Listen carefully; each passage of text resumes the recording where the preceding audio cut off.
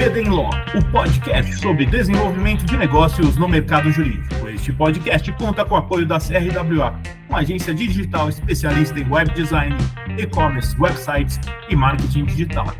CRWA, há 14 anos entregando performance e resultados de comunicação. TKRA Contabilidade, a contabilidade certa para o crescimento da sua empresa. Já ouviu falar em Legal Design? Não? Procura por Bits Legal Design, criando documentos que qualquer pessoa entende. Sejam muito bem-vindas e bem-vindos. Eu sou seu host, Gabriel Bedini, especialista em desenvolvimento de negócios no mercado jurídico. Este é o episódio do BD Law e Inovação. Aqui você vai acompanhar conversas com profissionais que estão liderando a transformação em suas áreas do universo jurídico ao ecossistema de inovação, passando por startups, legal techs, law techs, empresas e muito mais. Um espaço para explorar ideias, tendências e caminhos que conectam o direito à inovação.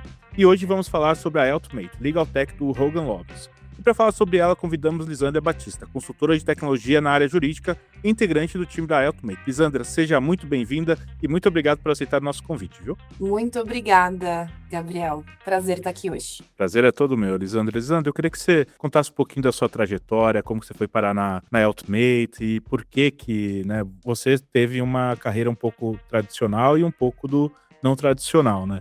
Eu queria saber como que foi essa história. Vamos lá, eu acho que eu cheguei na Ultimate por um caminho que eu falo que todas as pessoas que trabalham com inovação ou com tecnologia no direito têm, que é um pouco de curiosidade, um pouco de vontade de fazer as coisas diferente. Para mim, foi a mesma coisa. Eu sempre gostei de caminhos alternativos, assim, mesmo quando eu estava na faculdade. Queria ser advogada, mas eu não queria trabalhar com o usual. E assim eu comecei a trabalhar com legislação internacional em um escritório internacional, que é o Hogan Lovells Cadwalader, que abriu a própria empresa de tecnologia. Então, eu comecei com estágio, né, lá no Hogan, voltei depois como advogada, mas eu não pensei duas vezes depois que o escritório abriu uma Legal Tech. Eu fui a primeira contratação no Brasil. Eu já trabalhava com os produtos da Legal Tech, do Hogan, na verdade, né? A gente estava montando a Legal Tech, mas eu já trabalhava com os produtos de tecnologia que a gente hoje vende como advogada.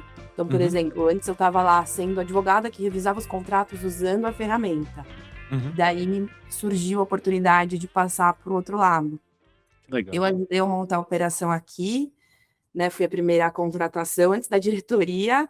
E tudo era muito novo, né? Ainda estava aprendendo o que era o modelo de linguagem junto com definindo a estratégia da empresa por aqui, trazendo novos produtos. Mas foi assim, foi pela vontade de fazer as coisas diferentes que eu acabei sem pensar duas vezes, assim. Não diria que é um risco, sempre vou ser advogada, mas passando para o outro lado da moeda. Muito legal, Lisandra. Lisandra, para a gente começar aqui indo direto no ponto, o que é a Ultimate e o que ela faz, qual que é o trabalho dela aí hoje? Você poder também contar por que eles resolveram criar essa Legal Tech, de onde que Claro. surgiu essa ideia? A Ultimate, ela é uma Legal Tech de um escritório, como eu falei, de advocacia internacional. Hoje, ela atua com consultoria e vendendo soluções, mas é um pouco mais a fundo do que isso. Então, eu falo que hoje ela ajuda escritórios de advocacia e departamentos jurídicos ou departamentos de compliance para várias práticas. Então, automatizar a tarefa repetitiva, organizar grandes volumes de dados, analisar contratos, apoiar investigação, mudança regulatória, governança corporativa, enfim, um pool de soluções. Ou desenvolver soluções sob medida quando não existe alguma coisa, uma solução perfeita no mercado. Ou talvez não a solução perfeita, mas uma solução que se adeque aos processos daquele meu cliente. Não é que a gente tem diferencial, não está na nossa ferramenta, né? Mas qual o problema que você precisa resolver? É isso. E como que vocês planejam adotar isso? Não tenho ideia. Tá bom, vamos sentar juntos e vamos definir uma estratégia. Porque hoje quase todo mundo tem acesso às mesmas ferramentas, né? Sim. Todo mundo tem o Cloud, todo mundo tem o GPT, seja uma conta enterprise ou não, para a vida pessoal.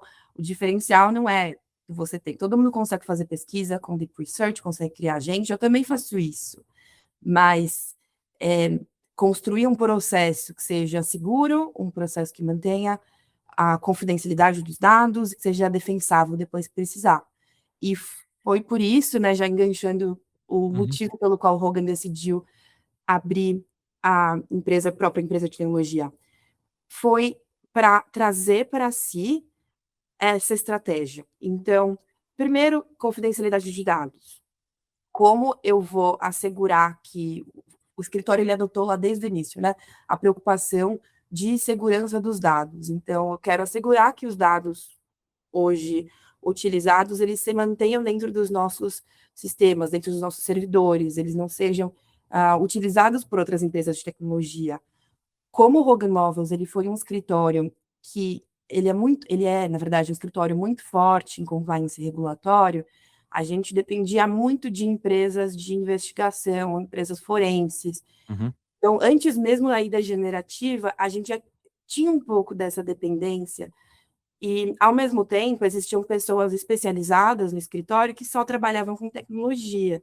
Então, foi uma visão ali de sair do guarda-chuva de qualquer empresa de tecnologia, mas também sair do guarda-chuva de um escritório, para que eu não tenha essa dependência por outras empresas, eu consiga definir uma estratégia, assegurar a confidencialidade de dados, mas, ao mesmo tempo, ele criou uma legal tech, não um departamento dentro do próprio Uhum. escritório, para que pudesse tomar riscos mais rápido. Quando Ah, você trabalha com uma empresa de tecnologia, você precisa tomar risco muito rápido. Um escritório, a última coisa que ele quer é é. risco. Então, foi essa decisão de não só criar um departamento de tecnologia, mas sim uma empresa, né? A gente precisa trabalhar com inovação, é você agir rápido, você contratar novos parceiros ou com, criar novas soluções, que pode ser que elas não deem certo, mas a gente precisava dessa agilidade, dessa autonomia. É bacana isso, porque se a gente vê hoje o movimento no Brasil, nas escritórios, a gente vê que alguns estão tentando criar, né, as próprias legal techs, outros criam departamentos, mas ainda está um movimento muito contido, eu acho, no Brasil, né, e quando vê, não sai lá uma grande coisa, infelizmente. E a gente vê escritórios internacionais que já tem um pouco mais essa mentalidade. Você vê investimento agora de meio bi de dólares do Kirkland, né, e de tantos outros escritórios aí que estão buscando inovar ou pelo menos não ficar para trás, né. Eu queria saber como que você acha que a mentalidade de um escritório internacional está um pouco melhor do que a brasileira, no sentido de que está um pouco mais maduro, você sente isso ou não? Eu diria que sim, de forma geral, Uhum. mas não necessariamente por ser um escritório internacional, acho que depende das jurisdições que você atua, né. Aham. Quando a gente está falando da Europa, quando você atua ali em mercados, com a GDPR especificamente, Sim, ou sim. com clientes que têm que também respeitar a GDPR, primeiro ponto, apesar de eles terem um mercado muito inovador dentro da tecnologia jurídica, na minha visão, antes de tudo, antes de começar qualquer projeto, a sua preocupação é com os dados. Então, não necessariamente você estar em um ambiente internacional impulsiona você para a inovação. Acho que é um conjunto de fatores, né? A regulação muitas vezes trava, ou até quando a gente fala de Estados Unidos, dependendo do mercado que você trabalha, que seu escritório trabalha, se ele tiver no mercado de defesa ou de saúde, também vão ter mil outras preocupações sobre confidencialidade, mil reguladores que vão acabar eh, travando ou até limitando o seu acesso a algumas tecnologias. Mas, de forma geral, a minha experiência, eu trabalhando, tenho tanto trabalhado no Hogan quanto agora trabalhando na Ultimate, apoiando advogados do Hogan Lovells, tem um oceano azul assim muito grande. São advogados nichados em tudo, em qualquer Uhum. lugar do mundo.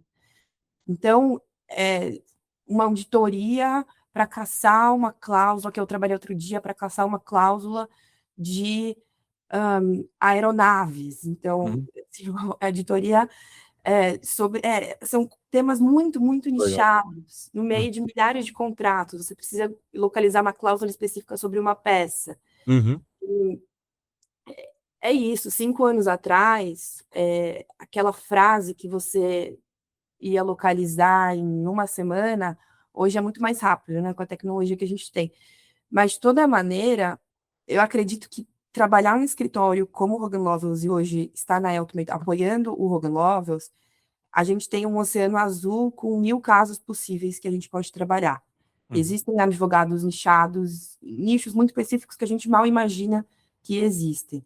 Então, é é interessante isso, porque são cláusulas que a gente procura quando a gente está falando de auditoria, que são muito nichadas, mas muitas vezes você não necessariamente você vai replicar um processo de um nicho para o outro, mas isso acaba possibilitando, te abrindo uma visão para que você consiga localizar esses documentos ou esses processos de forma mais fácil. A gente ter a possibilidade de trabalhar com esse oceano azul acaba abrindo a gente para diversas soluções. Então, quando algum cliente chega para mim com uma necessidade aqui no Brasil, ou uma necessidade local, não necessariamente eu vou ter feito já a mesma coisa para um cliente lá fora, mas a gente vai ter buscado alguma forma de ter feito isso no passado. Então, acho que trabalhar na Eltmate com a possibilidade de trabalhar para um escritório de 3.000 advogados acaba deixando a gente com aí um pool de use cases muito grande para a gente trabalhar.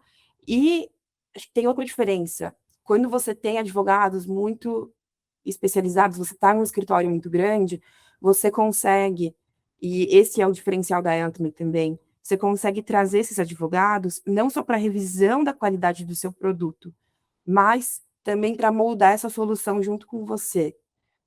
Então, não é só você verificar o output desse resultado, o output do seu modelo de linguagem, se você construir uma camada fina sobre ele, mas é realmente entender se essa solução vai atender o meu escritório ou o meu cliente final e de que forma ela vai atender. Então, a gente traz esses advogados junto para o nosso processo. A gente não tem só os nossos desenvolvedores de software, a gente trabalha junto com advogados, os desenvolvedores, os cientistas, para que a gente não também, né, não gaste milhões ali em uma solução que no final ela não vai ser escalável, ou no final vai ter outra solução que vai entregar um produto melhor. Não é pelo fato de ser um escritório grande, né? Acho que tem um diferencial de que Hogan tem uma legal tech. Então, não necessariamente você estar em um escritório grande ou um escritório não necessariamente grande, mas que seja full service, ele te possibilita isso, porque quanto maior é o seu escritório, há uma tendência de que por mais conselhos, por mais comitês, mais burocracia você vai ter que passar ali para aprovar um tipo de processo, para aprovar uma nova tecnologia. Então, não necessariamente a gente trabalha assim porque é um escritório de 3.000 advogados, né? Tem esse diferencial da gente ter uma legal tech e, institucionalmente, o Hogan Lovells trouxe tecnologia para dentro do escritório. Então, é isso. Nascer dentro de um escritório não tira essa necessidade de você melhorar. E não é porque somos um escritório grande que necessariamente isso aconteceria, né? Essa decisão aconteceu há 3 anos atrás. Muito legal, Lisandra. E eu queria saber, você conversa aí diariamente com escritórios e grandes empresas. Queria saber o que mudou a forma de enxergar a tecnologia nesses últimos 2 anos aí. Consigo separar esse processo em algumas etapas, Por favor. e tanto local quanto fora do país também. Então, primeiro, eu vejo um processo de muito entusiasmo, assim, todo mundo lembra quando o ChatGPT foi lançado, né, alguns anos atrás, isso aqui é mágica, vou conseguir fazer tudo com ele. Então, um entusiasmo não só pessoal, mas um entusiasmo também de escritórios, de departamentos, do dia para a noite você ia ter que mostrar ali como que você ia avançar processos ou desenvolver novos fluxos com tecnologia. Depois, começou uma fase ali de testar vários pilotos. Então, uma corrida de vamos entender quais legal techs aqui conseguiriam atender o meu negócio, vamos comparar elas, e o que é válido, acho que faz sentido. E daí uma fase que eu vejo com muitos clientes lá de fora, mas que eu estou começando a ver aqui também, de preocupação com, na verdade, dar uma desacelerada e perguntar sobre confidencialidade, entender como que as respostas são verificadas, entender se os seus dados eles estão sendo treinados. Não que essa preocupação não existia, mas eu vejo que esse entusiasmo agora ele foi substituído por um pouco mais de cautela, tanto pelos departamentos quanto por escritórios. Daí tem um ponto que eu acho que a gente está parando de discutir qual ferramenta você usa para como você integra isso nos seus processos. Um sinal, acho que disso, é quando a liderança assume, né, toma responsabilidade por esse tema, porque Hoje, todo mundo tem acesso às mesmas ferramentas, né? Como eu falei, todo mundo hoje tem acesso ao Cloud, todo mundo tem acesso à OpenAI. Então, esse não é mais o diferencial, mas é como você usa. E você está medindo como você usa. Esse uso, ele é institucional, ele não é? Aqui eu estou falando só de IA generativa, mas não me limito à IA generativa. Então, não é necessariamente qual a Ferrari que você tem, mas como que você está dirigindo seu carro. É isso mesmo. Então, eu consigo ver essa diferença dessa visão. Total, é E muito bacana isso. tem um ponto também sobre. Eu via isso muito lá, acho que há um ano e meio atrás, logo que eu entrei. As empresas do Vale do Silício, necessariamente, todos os clientes, eles iam pedir para que você usasse IA generativo, ou iam entender ali o que você usa nos seus processos. Se você não usasse, hoje, se você não usa, eles vão atrás de algum outro cliente, algum outro escritório, desculpa, que usa. Eu acho interessante observar como que o mercado está se movimentando ali, porque muitas vezes é o cliente que vai te puxar, né, para a inovação. Isso já começou, quando você trabalha com Venture Capital, isso aqui também é uma realidade, acho que, no Brasil. Mas eu acho interessante observar esse movimento lá, porque eu estou começando a ver isso em outras indústrias. Então, setores que eram mais conservadores, eles também estão começando ok, com um pouco mais de pegada ali, um pouco mais de questionamentos de confidencialidade, especialmente, mas eles estão cobrando mais os escritórios para que eles utilizem essas ferramentas, ou não necessariamente cobrando, mas questionando, né? Que eles começaram a ver como é que funciona a eficiência no pessoal. Então, se eu consigo usar o Cloud para organizar qualquer outro meu fluxo financeiro, por que eu não vou usar para o meu fluxo jurídico? Então, o que eu via antes lá, que era uma exigência, especificamente no Vale do Silício, eu estou vendo agora em outros setores, até aqui. Então, é legal ver esse processo escalonando e chegando aqui localmente. Muito legal, Lisandro. Lisandro, eu fico vendo isso, né, eu acompanho bastante isso, e eu vejo que ainda os escritórios, né, a maioria, diferentemente de vocês, do Hogan Love, de outros escritórios que estão fazendo isso de uma maneira um pouco diferente, ficam focados muito ainda só na eficiência. Estão focados na eficiência, estão preocupados com isso. Tem a preocupação com a cultura, porque daí vem a implementação, eu acho que essa é uma preocupação muito válida, mas às vezes parece que esquecem de pensar no cliente e desenvolver alguma coisa nova, porque uma hora vai chegar, vai estar todo mundo eficiente, tá bom, mas é isso? Eles querem problemas de eficiência ou alguém que atende o que o cliente está querendo? Você acha isso também? Eu não sei se você tem essa visão, que a galera está Sim, buscando muita eficiência, esquecendo de pensar no cliente, né? eu concordo, assim, eu acho que tem outro gap, assim, que a gente fala muito sobre agilidade e redução de custo, mas a gente não fala sobre qualidade. Acho que tem um ponto também que velocidade e custo é fácil de medir. Qualidade dá trabalho Tá. de você medir. Você pode ter a sua opinião ali de um parecer ou outro feito por Mas é meio inteligência. tangível, né? Exato. Agora, você realmente medir a qualidade, fazer um trabalho para que você mensure na Uhum. prática como isso está evoluindo dentro do seu departamento ou dentro do seu escritório, isso dá trabalho. Mas quando a gente fala especialmente de um escritório de advocacia, é a qualidade que leva o teu cliente. Então, hoje, o que não substitui um escritório é o nome do advogado. Então, o seu cliente ele não vai trocar um advogado de renome, um advogado que ele confia, por um produto de legal tech. Então, a qualidade do seu trabalho, o nome que assina embaixo ali, ele não vai conseguir ser substituído por uma legal tech. Mas, ao mesmo tempo, eu concordo com você, não é isso que está sendo medido muitas vezes. Adotar tecnologia em escritório, às vezes, não é um problema de tecnologia, muitas vezes é um problema de incentivo também. Então, acho que também tem o ponto de que a grande maioria dos escritórios, eles trabalham por volume de horas, mas, ao mesmo tempo, você está bonificando um advogado por horas, então, ao mesmo tempo, você está cobrando para que ele use uma tecnologia que supostamente ameaçaria ele. É isso. Então, às vezes não é resistência do advogado, né? É o sistema empurrando uma direção contrária.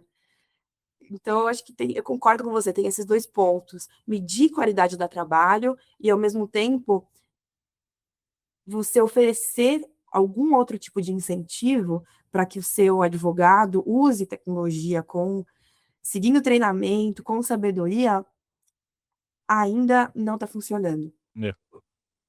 Sinto a mesma coisa, eu percebo isso na maioria dos escritórios no Brasil, né, não que eu tenha falado com todos, mas converso com bastante gente. Falta dos processos bem definidos, tá, na base não tá boa, como que você vai melhorar por meio da tecnologia se nem a sua base tá boa, né, você não tá entendendo o que você tá fazendo. Você não sabe como que estão os seus processos, onde que tá começo, meio e fim, se a sua base de dados está organizada, né. O problema eu acho que é muito embaixo e a galera acha que a tecnologia vai fazer alguma mágica que vai salvar isso tudo e não vai. Exato, É impossível. é impossível. Assim, a tecnologia ela vai te ajudar a escalar. Agora, como que você vai escalar se você não entende como que funcionam os seus processos? E esse é o diferencial de um escritório, então isso que é a minha visão, né, é Sim. o primordial, vendo muito do Hogan, como os processos são organizados, é o primordial, os seus processos eles têm que estarem organizados, e só assim você vai conseguir escalar, senão não tem como você escalar. Você vai escalar a partir dos processos, da metodologia de quem? Vai confiar 100% cegamente em algum player do mercado? Você vai comprar uma nova tecnologia e não vai utilizar os seus modelos? Enfim. Lisandra, eu queria aqui para concluir fazer mais uma pergunta para você. Na sua opinião, existe diferença na maturidade digital entre escritórios de diferentes portes ou entre escritórios e departamentos jurídicos? Tem diferença, mas o porte ele não muda tudo, né.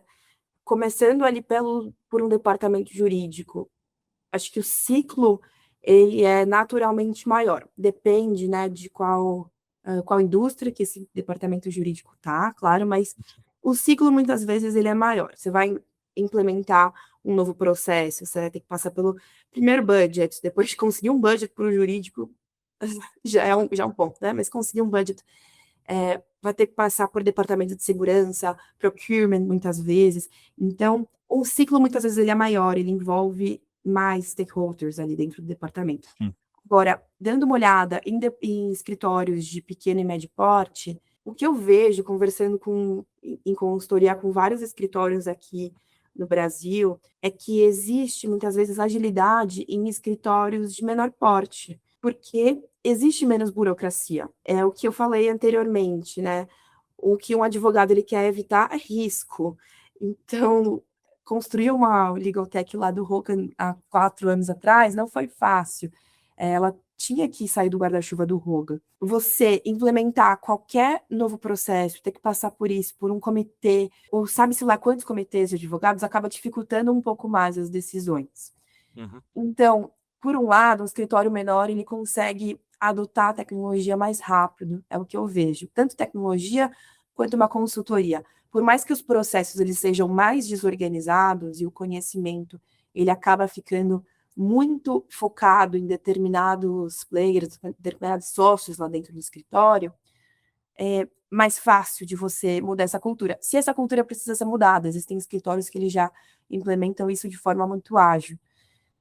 Então, essa é a diferença que eu vejo. Existe um pouco de burocratização ainda da tecnologia, e eu entendo os motivos, mas isso acaba travando um pouco a inovação. Muitas vezes existem escritórios que existem departamentos de tecnologia, mas não é 100% institucionalizado, né? Você consegue implementar grupos de tecnologia que funcionam muito bem. É muito bom você ter vários nichos também dentro de um escritório, porque, como eu falei, você tem um oceano azul ali para trabalhar, mas não necessariamente você consegue institucionalizar a tecnologia ou um processo que vai criar eficiência para todo o escritório.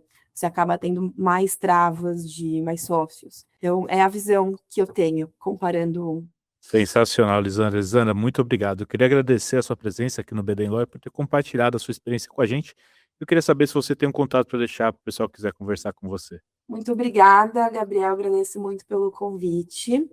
Bem, quem quiser acho que conhecer um pouco mais sobre o meu trabalho, um pouco mais sobre a Eltme, pode me achar no LinkedIn, Lisandra Batista. Serei a única por ali.